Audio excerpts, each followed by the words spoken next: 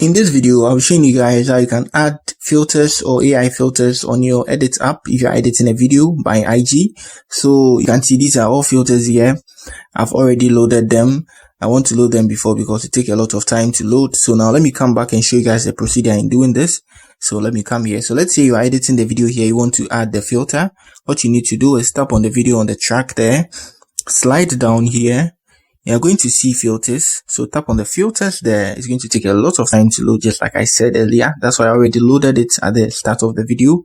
So when it loads, you just need to select it and you're good to go. Good. So now you can see your AI filters here. A lot of filters here. So what you need to do is just select any of them and it's going to apply to the video. So now let me try select. I think I like this one, the shade.